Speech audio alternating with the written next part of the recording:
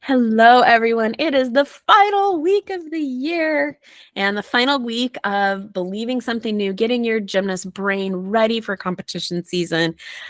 This is one of our favorites, so it's fun to end on it because we really believe that this idea of this thought ladder is one of the things that is kind of unique to how we do mindset training. And so very methodical, very systematic, but it is very effective. So we started at the beginning of the month by identifying a belief that would really help them. Then we talked about going through neutral. Last week, we talked through the actual thought ladder. This week, we're going to talk about how to practice it. And just like creating muscle memory by practicing and repeating actions again and again and again in the gym, they have to do the same thing to get to a new thought. They have to actually repeat believing that thought again and again and again. And this is where this is kind of I'm going to say the opposite of what I've said, but on one hand, we always talk about using affirmations and using beliefs that you believe. But a lot of times you get there by repeating it to yourself and working through it again and again, and then believing it will get you there. So it's like that chicken and the egg, but it's the same as doing a progression where in order to get to the next step of the progression, you just have to take a small step forward. And you're kind of be bad at it at first, and it might not feel great at first, but when you keep repeating it again and again, you'll get to the place where then you have mastered it. So that's what this is going to be like. They're going to start working on the next rung of the ladder, and it's not going to feel good, and they're not going to believe it, but they're going to work on that one again and again and again. And Allie, you always talk a lot about believing the one you're on in the gym and the one you're moving to when you're working on it. So you want to talk about that and then how to move forward? Yeah. So how do you even know which one you believe? That's where to start. So I have them write down the entire thought ladder, the process we went through last week. I have them write them all down in order. And I like to have them, whether it's about a certain situation or bars or anything, sometimes I just like to get them in the good mental space.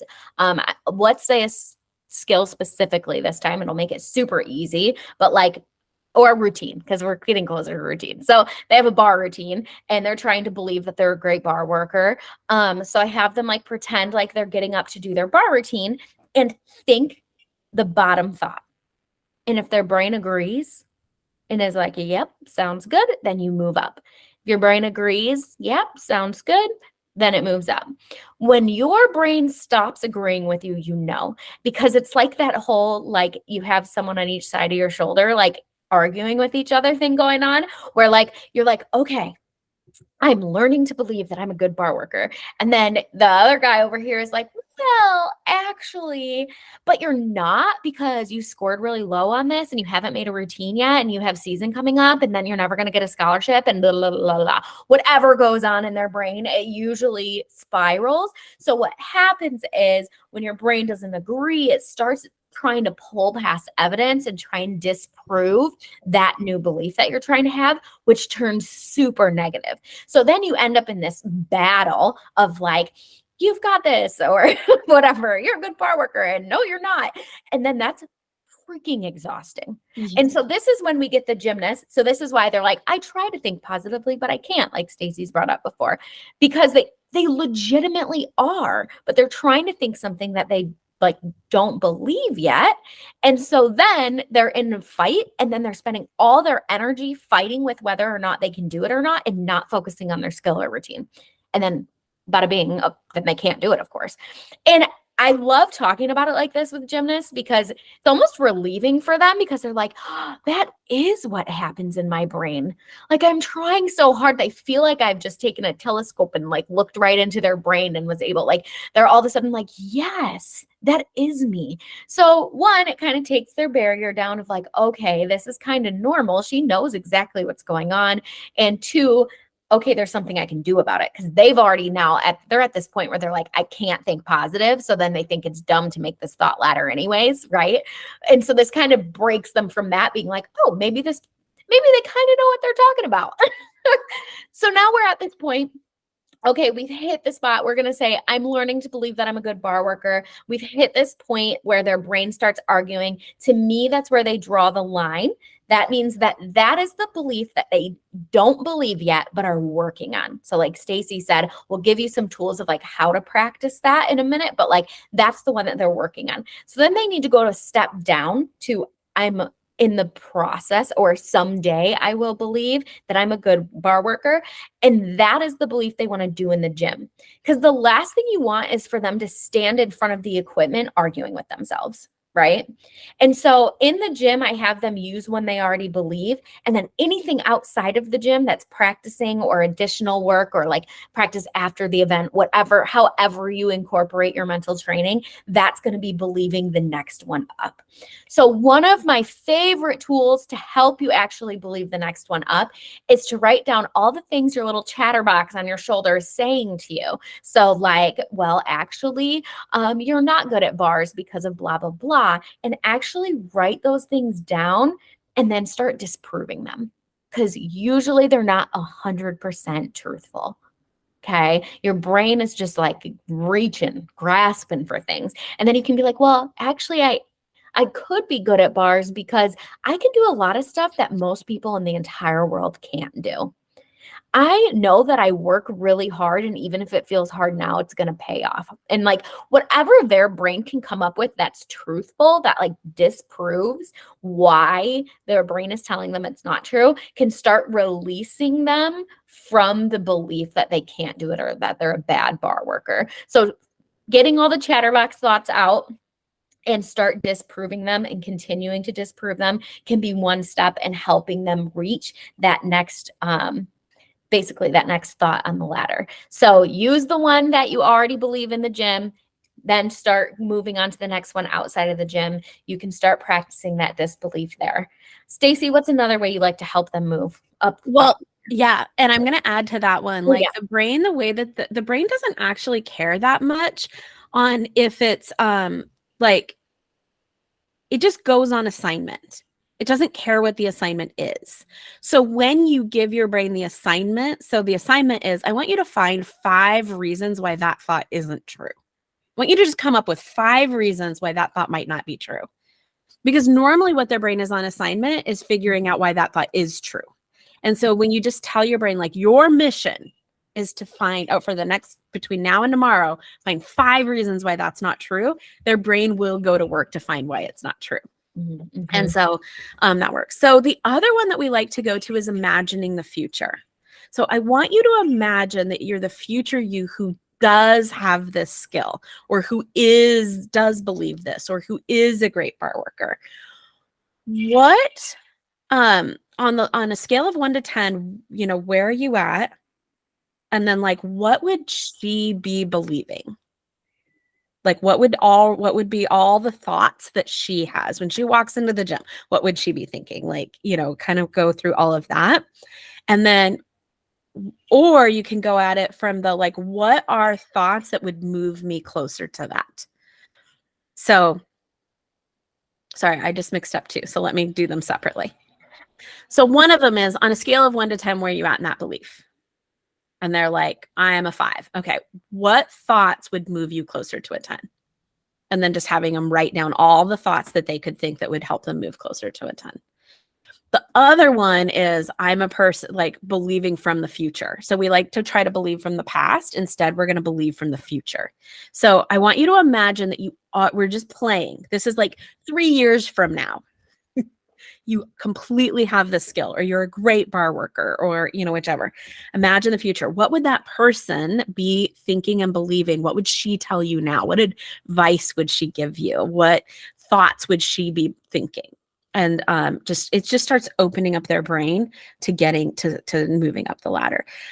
Bread and butter, we use Allie's method. Like, that's the one that I coach on all the time. But sometimes with kids where they're, need more on the thinking through that, those 2 methods can help. So, but last but not least, like, to practice the new belief, you literally have to practice it. So what does it look like to practice the new belief after you've kind of done some of the arguing work and you've done all that? Like, what's the thought to practice the belief? I mean, we give examples of sticky notes, writing with stuff on your mirror, drawing a pretty picture vision board of it, writing it out 10 times a day, saying it out loud, eye to eye to yourself in the mirror, having a reminder on your phone pop up on your way to gym every day, putting a little slip of paper in your grip bag. I mean, there's so many different ways, but like it's literally just saying My it. favorite is like the wallpaper on your phone. Oh, yeah. Like I have one for those of you who are here, like on my phone that when I put on there, I really didn't believe it. And then, I just made it in something, but you can literally write it out and take a picture of it and put it on your phone. Mhm. But every single time I look at my phone, I see that belief. And at this point, I haven't ever worked on trying to believe this belief. This isn't work I've done. I just put it on my phone and I totally believe it now. Mhm. Just because I've looked at it so many times and my brain has started to go, oh, that must be true. Yeah, So those kids use their phones all the time. So let's use them for good. seriously. Yes. The point is you got to practice it. So pick a few of those options and practice it, whatever works best for you. Old fashioned writing lines, like there was a reason that they made us do those because it actually does change your beliefs when you write something out numerous times. So like writing lines, I love, seeing it, hearing it, saying it as many times as you can to begin to do that.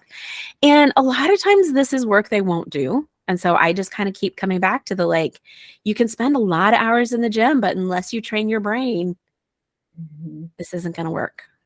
My last one too, we talked last month a lot about our meat mindset and like visualizing and all that, using it in your visualizations, like Yes. using that belief before you go, when you're going, all the time. So like, especially since you chose this belief with the idea it's going to help you reach your meet goals.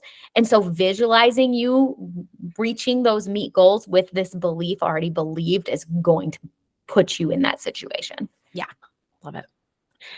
All right. So we're wrapping up. I said this last week, but in case you missed it, I just want to make sure. So what we've created over this past year, we've done a podcast every week for a year. What we've created over this past year is not a traditional podcast. It is a coach's curriculum. At some point, we may pull this down from a podcast and put it into a coach's curriculum that you can purchase. But for now, it is up here free for you. And so this is a year-long curriculum. And so we are actually done. And our year is complete. Our curriculum is complete. Yay! We're so excited. But so for you, that doesn't mean stop listening to the podcast. What that means is go back to January and start in January again. We take our girls through the same curriculum every year. It's like when you watch a movie for the second time, you get something out of it that's totally new because you're in a different place than you were when you saw it the first time. When you were first, let's say you've been with us for the entire year and you started last January, the thoughts that you were just learning were so new and different, but now you've had an entire year of applying it and seeing it. We had coaches tell us, I listen to your podcast, I apply the things that you say in the gym, we do the activities, and it has changed everything. And so after seeing different things, you're going to be at a totally different place starting in January again. So circle back around, treat this like a curriculum that you just go through each year, January, February, and you just follow one a week. Do it with yourself. And then usually we have, resources on our social media that's going to be following the same that you can use with your gymnast. So we hope that serves you. We really believe that having bite-sized pieces, we love teaching it like a coach's congress. It's super fun, but we also know that it's a little bit of like a fire hose and that you only take out a little bit. So this idea of just getting one bite-sized piece every single week when you need it based on the things you're going to be facing, then ideas of how to use that in the gym is really going to help you. And we hope that you continue to take advantage of it. It's been our privilege to walk through an entire year with you. We hope you've enjoyed it, and leave reviews down at the bottom. It helps, it'll help other coaches. You may be listening to this years from now, but this particular year, there's just been a lot in social media about a lot of really abusive, negative coaching scenarios. And I just think like for us as coaches to be able to learn the tools where we don't have to use some of the things that are more negative. I'm still human. I still yell at the dogs when they mess up. I still do those things, but having tools that help me manage my mind through it and then knowing how to help others do the same has changed everything. And so I really hope for you guys that you can take advantage of that and do that. Allie, anything to wrap up? Just thanks so much. It's been so fun. Yeah. So, we'll reach see out. you like in January, even though it'll be you going backwards. So, all right. See you then. Bye. Bye. Everybody.